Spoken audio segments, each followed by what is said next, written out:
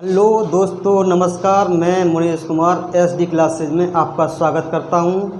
आज हम आपके लिए क्लास लाए हैं जीव विज्ञान यानी कि बायोलॉजी, जिसका रेलवे में बहुत ही महत्वपूर्ण योगदान है, जिसमें कम से कम 8-10 क्वेश्चन बनते ही बनते हैं। ठीक है, इसका हम आपको पढ़ाएंगे जीव विज्ञान।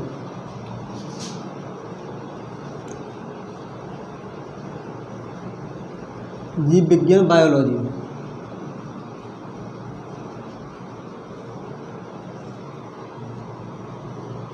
तो दोस्तों, जीव विज्ञान कैसे कहते हैं?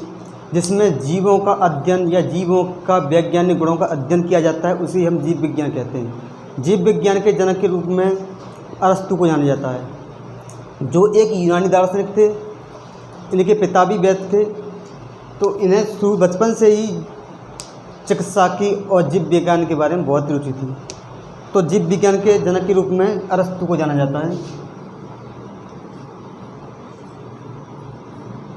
जीव तथा जीवों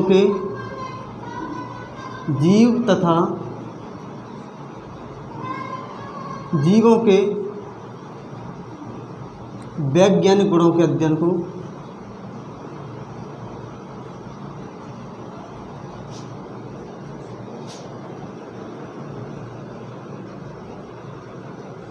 को ही जीव विज्ञान कहते हैं।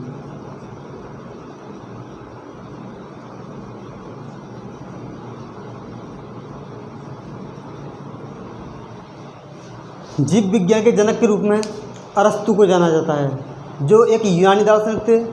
इन्हें बचपन से जीव विज्ञान और चिकित्सा के बारे में बहुत ही रुचि थी। ठीक है, तो जीव विज्ञान का जनक किसे कहा जाता है? जनक अरस्तु एक यूनानी दार्शनिक थे।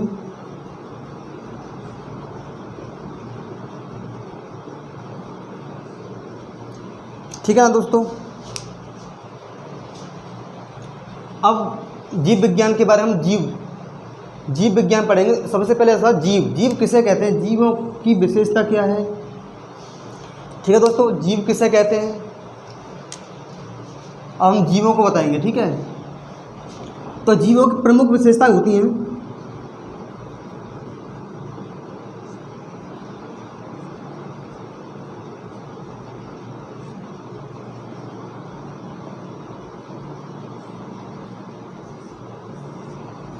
वो क्या होती हैं? जीवों की प्रमुख विशेषता क्या होती है, जीव किसे कहते हैं, या जीवों को हम कैसे पहचानेंगे ये जीव है कि ये जीव नहीं है।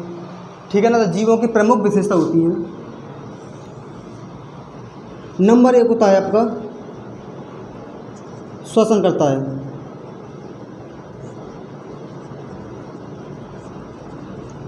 जो प्रत्येक जीव होगा वो श्वसन करेगा, और श्वसन से क्या प्राप्त करता है? वो एनर्जी यानी कि ऊर्जा। वह श्वसन से ही ऊर्जा प्राप्त करता है। नंबर 2 एक होता है पोषण।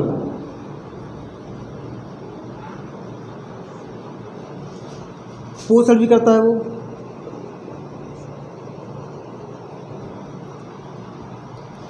तो जो जीव होगा वह श्वसन भी करेगा, पोषण भी करेगा। पोषण से भी क्या प्राप्त करता है? वो ऊर्जा। पोषण से ही वह ऊर्जा प्राप्त करता है। पाचन करेगा।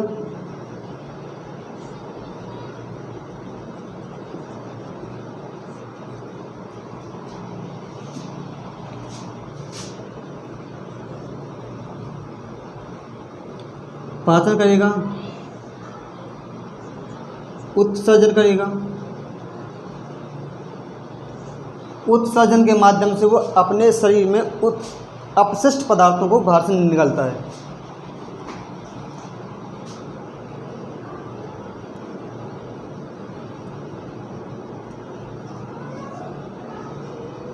लंबाई में वृद्धि करेगा। लंबाई एवं वजन में वृद्धि करेगा।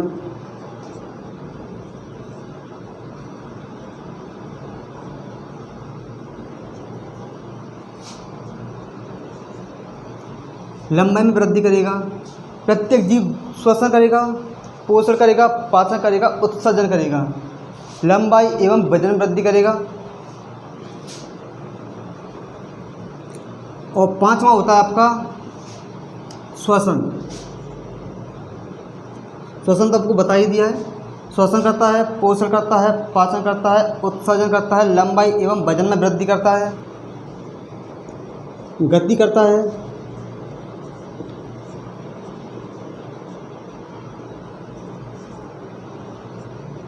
प्रजनन करता है,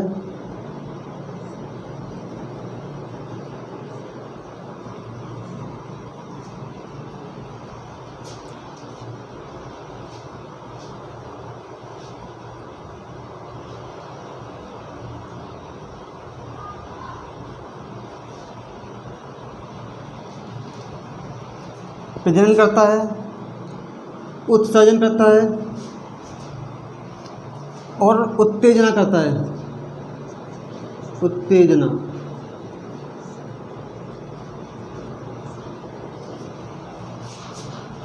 उत्तेजित करता है और एक जीवन काल,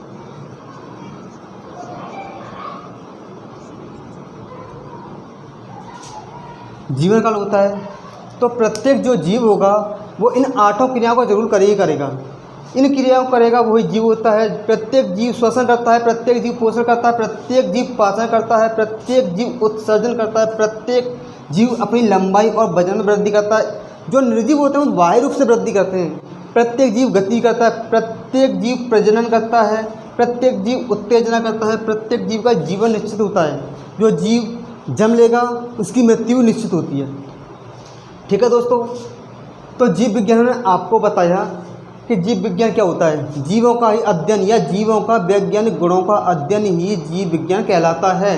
जीव विज्ञान के जनक के रूप में अरस्तु को जाना जाता है, जो एक यूनानी दार्शनिक थे। इनके पिता भी एक वैद्य थे। ठीक है दोस्तों, ये यूनानी दार्शनिक थे, इन्हें ही जीव विज्ञान का जनक कहा जाता है।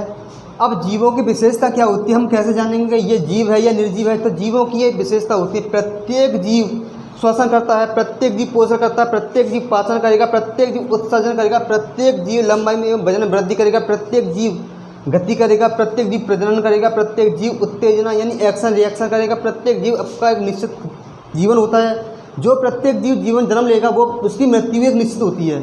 ठीक है दोस्तों, तो अब आपको हम इनके जो क्रियाएं हैं, ये 8 क्रियाओं, इनकी क्रियाओं के बारे में बताते हैं कि इनसे ये क्या प्राप्त करता है और इन क्रियाओं से क्या लाभ होता है।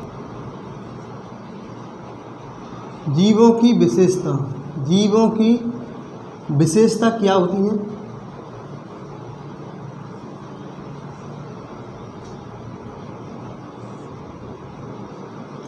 नंबर 1 पे तो श्वसन।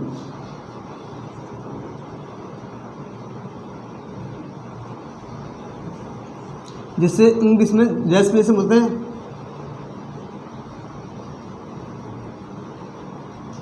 रेस्पिरेशन। तो दोस्तों प्रत्येक जीव श्वसन क्यों करता है। प्रत्येक जीव श्वसन के माध्यम से ही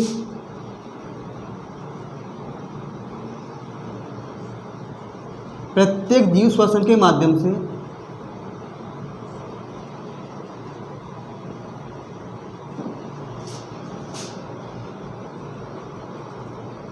शरीर में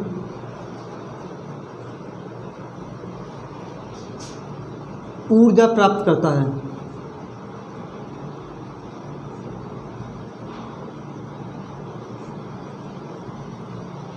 तो दोस्तों प्रत्येक जीव श्वसन के माध्यम से ही अपने शरीर में ऊर्जा प्राप्त होता क्या है, ऊर्जा प्राप्त कहाँ से करता है, श्वसन के माध्यम से।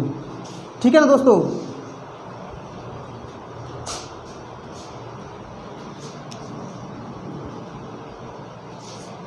और दोस्तों दूसरा होता है पोषण। तो पोषण में क्या होता है, पोषण से ये करता क्या है,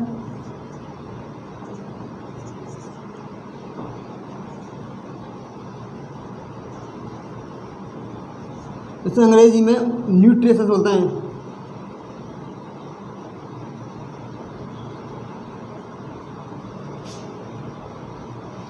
तो दोस्तों पोषण क्यों करता है, पोषण के माध्यम से ही वह अपने शरीर में एनर्जी प्राप्त करता है।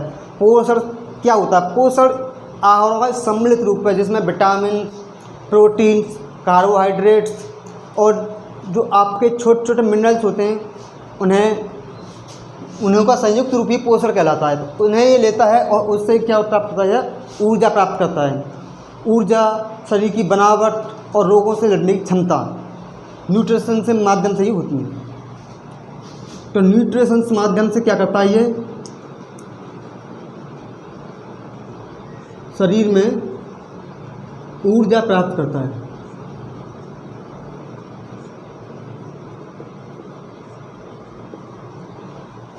तो पोषण के माध्यम से ही यह शरीर में ऊर्जा प्राप्त करता है। अब पोषण लेता कैसे, ठीक है दादा।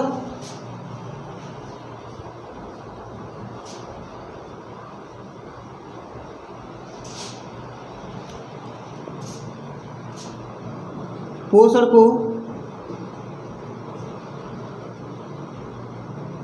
को मुंह के द्वारा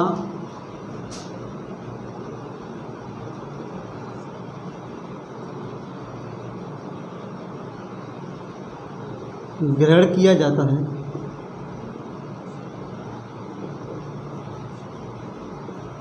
और शरीर को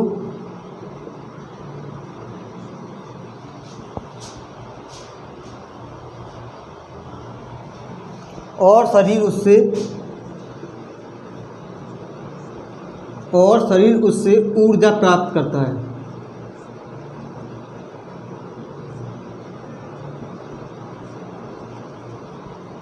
ठीक है दोस्तों। अब भोजन बनाता कौन है और प्राप्त कौन करता है, ठीक है दोस्तों।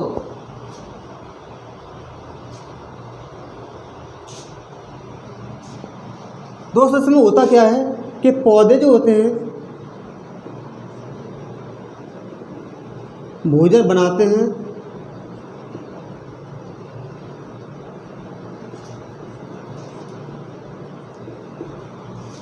और जंतु उसका उपयोग करते हैं।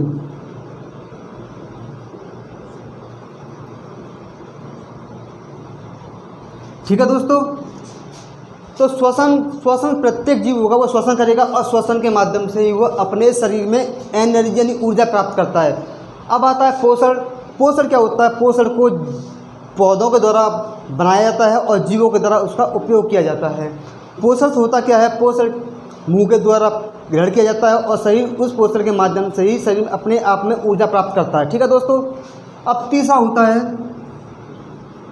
पाचन।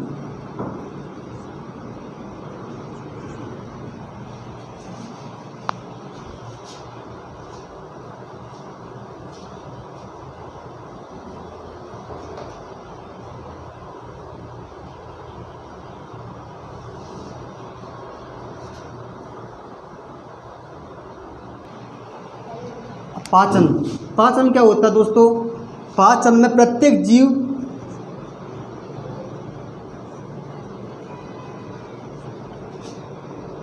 भोजन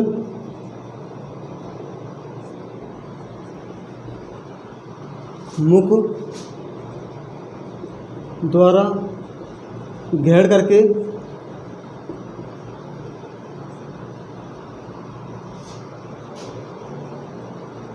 मल परित्याग तक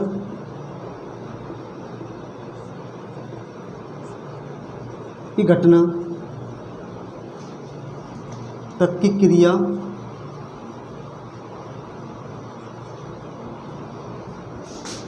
ही पोषण कहलाती है।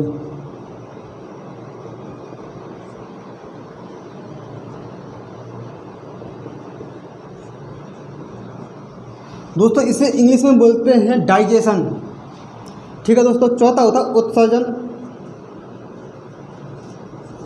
इसमें जगह ना होने के कारण मैं इंग्लिश में नहीं लिख पाया हूँ। ठीक है। चौथा होता है आपका उत्सर्जन।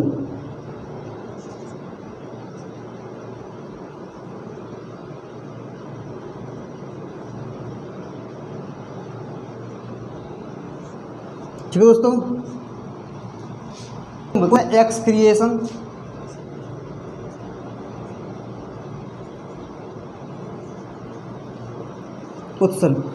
उत्सर्जन क्या होता है दोस्तों, अपने शरीर से जो अपशिष्ट पदार्थ होते हैं उन्हें शरीर से बाहर निकलने की क्रिया को ही उत्सर्जन कहा जाता है। अब शरीर से अपशिष्ट पदार्थों को शरीर अपने शरीर से कैसे बाहर निकाला जाता है? वो एक मूत्र के रूप में यानी यूरिया के रूप में, CO2 कार्बन डाइऑक्साइड के रूप में, जैसे हम सांस लेते हैं O2 लेते हैं और CO2 को वापस करते हैं। तीसरा होता है आपका पसीना के रूप में। तो इन क्रियाओं के रूप में जो अपशिष्ट पदार्थ होते हैं उन्हें शरीर के द्वारा बाहर निकाला जाता है, उस क्रिया को ही उत्सर्जन कहते हैं। तो दोस्तों क्या बताया मैंने आपको, शरीर से अपशिष्ट पदार्थों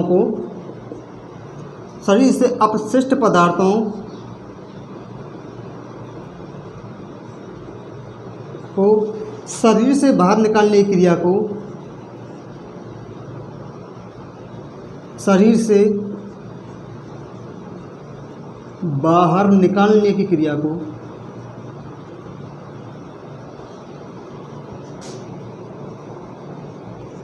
को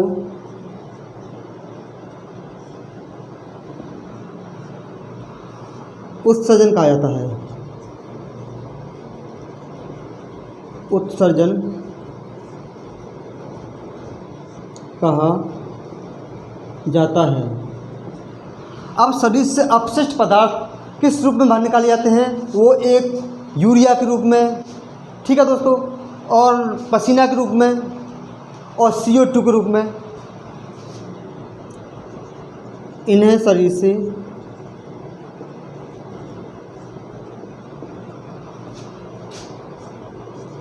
CO2, यूरिया, पसीना के रूप में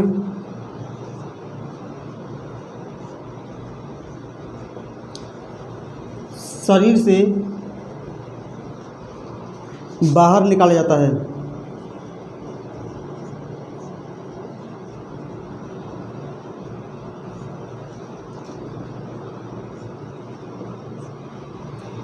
ठीक है दोस्तों, मैंने आपको 4 क्रियाएं बताई जो जीवों की मुख्य विशेषता होती हैं। श्वसन, प्रत्येक जीव अपने शरीर में श्वसन के माध्यम से ही ऊर्जा प्राप्त करता है। दूसरा होता है आपका पोषण। पोषण के माध्यम से प्रत्येक जीव मुंह में भोजन ग्रहण करता है और उसका प्रयोग शरीर के द्वारा एनर्जी के रूप में किया जाता है। तीसरा होता है आपका पाचन। पाचन, प्रत्येक जीव मुंह से खाना प्रारंभ करता है और हौले समय तक उससे मल त्याग तक अपने पोषण की क्रिया को खत्म करता है। चौथा होता है उत्सर्जन, एक्सक्रिएशन। इसमें प्रत्येक जीव अपने शरीर से अपशिष्ट पदार्थों को बाहर निकालने की क्रिया को ही उत्सर्जन कहा जाता है। ठीक है दोस्तों, अब आपको बताते हैं अगला।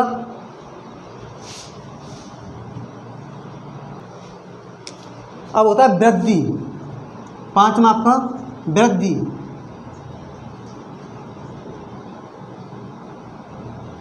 इंक्रीज।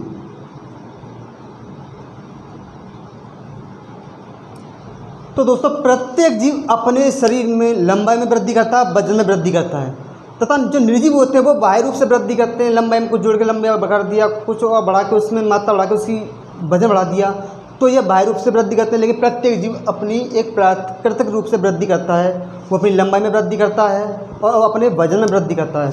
तो प्रत्येक जो जीव होगा, प्रत्येक जीव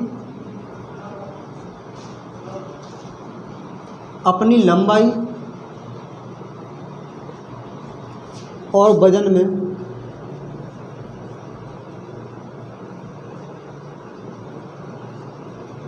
वृद्धि करता है। तो जो जीव होगा, प्रत्येक जीव अपनी लंबाई और वजन में एक प्राकृतिक रूप से वृद्धि करता है, जबकि निर्जीव अपनी लंबाई और वजन में वृद्धि एक बाह्य रूप से करता है। ठीक है दोस्तों, अगला होता है आपका उत्तेजना। उत्तेजना।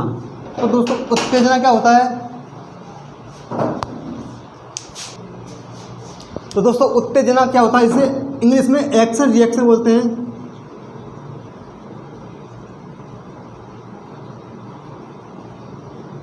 आपने देखा होगा, जो आप किसी जीव को एक्शन देंगे तो तुरंत आपको रिएक्शन देगा। जैसे आपने छुई मुई का पेड़ देखा होगा, उस छुई मुई के पेड़ पे जब आप हाथ लगाते हैं तो अपना मुरझा जाता है। किसी पेड़ पे हम खरोंच मारते हैं तो उससे एक श्वेत निकलने लगता है। किसी भी पेड़ को देखना, जब सूर्य, जैसे कि आपने सूरज मूवी को देखा होगा, जिस जैसे ही सूरज की किरणें उसे पड़ेंगी उसका मुख सूरज की ओर मुड़ता जाएगा। तो प्रत्येक जीव अपनी एक्शन का रिएक्शन करता है, उत्तेजना करता है, एक्शन होती है। तो प्रत्येक जीव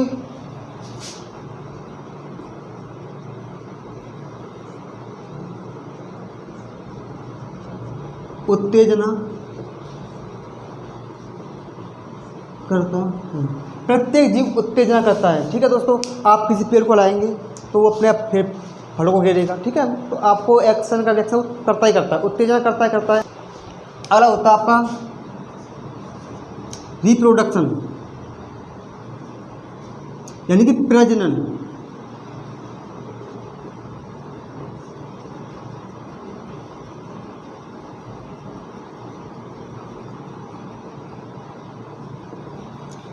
रिप्रोडक्शन यानी प्रजनन क्या होता है? प्रत्येक जीव अपनी जैसी नई संतानें उत्पन्न करने के लिए ही प्रजनन करता है। ठीक है दोस्तों, प्रत्येक जीव अपनी जैसी नई संतान उत्पन्न करने के लिए प्रजनन करता है। प्रत्येक जीव अपनी जैसी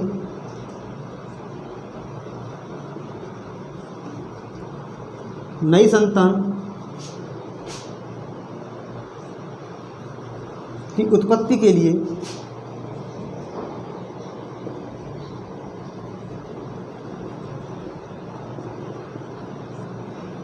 प्रजनन करता है।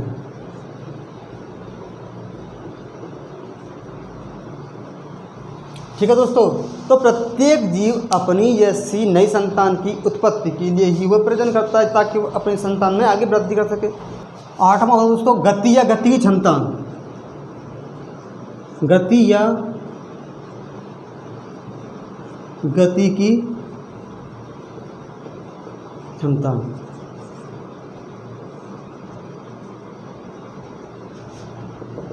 तो दोस्तों प्रत्येक जीव गति करता है, हम भी चलते फिरते हैं, पेड़ पौधे भी गति करते हैं। आपने देखा होगा आंधी तूफान जब पेड़ इधर से उधर करते हैं तो पेड़ भी मोशन करते हैं। ठीक है दोस्तों, तो प्रत्येक जीव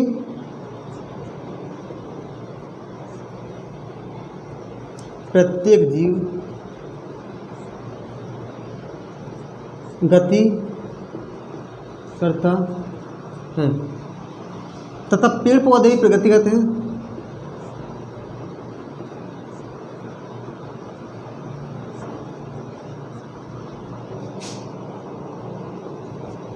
गति करते हैं। आपने देखा होगा आंधी तूफान, तो आपने देखा होगा वो पेड़ इधर उधर हिलते जुलते हैं, वो गति करते हैं। और हम जैसे लोगों को आप जानते होंगे कि हम तो गति करते ही करते हैं, सभी को पता है, आप भी जानते होंगे। ठीक है दोस्तों,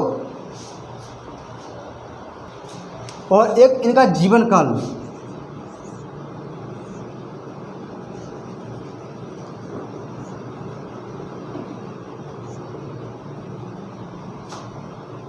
लाइफ टाइम बोल देते हैं। प्रत्येक जीव का एक जीवन काल निश्चित होता है। जो जीव जन्म लेगा एक दिन उसकी मृत्यु भी जरूरी है। तो प्रत्येक जीव का एक निश्चित समय होता है। प्रत्येक जीव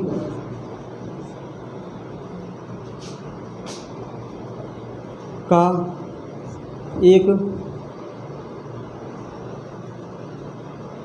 प्रत्येक जीव के जीवन का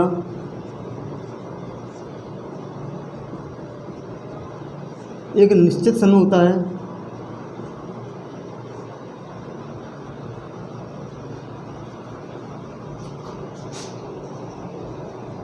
और उस निश्चित समय के बाद वह मृत्यु प्राप्त करता है। और उस निश्चित समय के बाद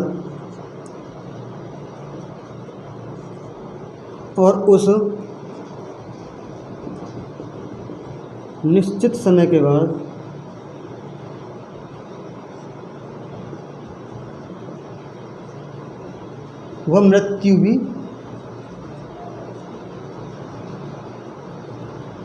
प्राप्त करता है। तो ठीक है दोस्तों, ये होगी आपकी जीवों की 8-9 विशेषताएं। ठीक है दोस्तों, तो मैंने आपको बताई है 8-9 जीवों की विशेषताएं हैं। जो भी इन क्रियाओं को करेगा वो जीव ही कहलाता है। ठीक है दोस्तों, अब हम आपको पढ़ाएंगे जीव विज्ञान की शाखाएं। ठीक है दोस्तों, अब हम आपको पढ़ाएंगे जीव विज्ञान की शाखाएं। एक होता है वनस्पति विज्ञान,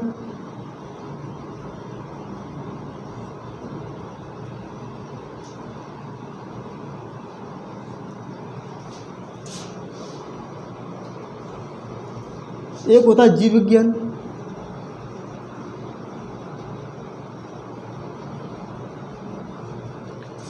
एक होता है सूक्ष्म जीव विज्ञान,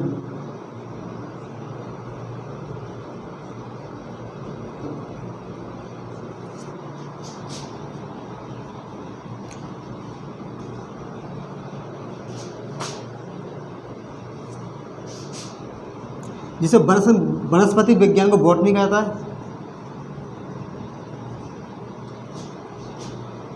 जीव विज्ञान जियोलॉजी का कहा जाता है।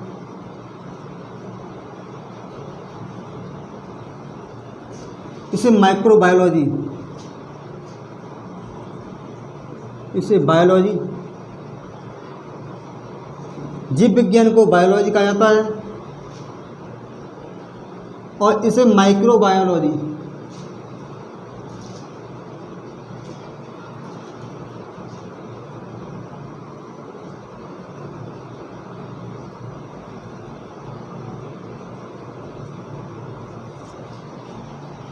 तो जीव विज्ञान की प्रमुख शाखाएं वनस्पति विज्ञान, जीव विज्ञान और सूक्ष्म जीव विज्ञान। ठीक है दोस्तों, वनस्पति विज्ञान को बॉटनी कहा जाता है, जीव विज्ञान को बायोलॉजी कहा जाता है और सूक्ष्म जीव विज्ञान को माइक्रोबायोलॉजी कहा जाता है। वनस्पति विज्ञान के जनक के रूप में थियोफ्रेस्टस,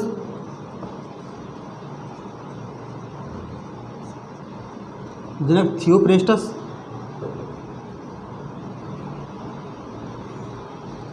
जीव विज्ञान के रूप में जनक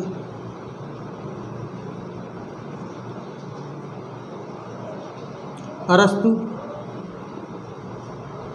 और माइक्रोबायोलॉजी के जनक के रूप में एंटोनी वॉन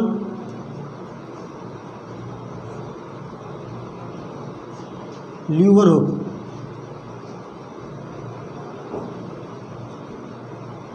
ये इनके जनक हैं।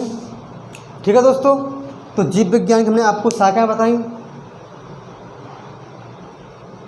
हाँ तो दोस्तों, यहाँ थोड़ी लिखने में थोड़ी गलती हो गई है। यह जीव विज्ञान की प्रमुख शाखाएं होती हैं, जीव विज्ञान की प्रमुख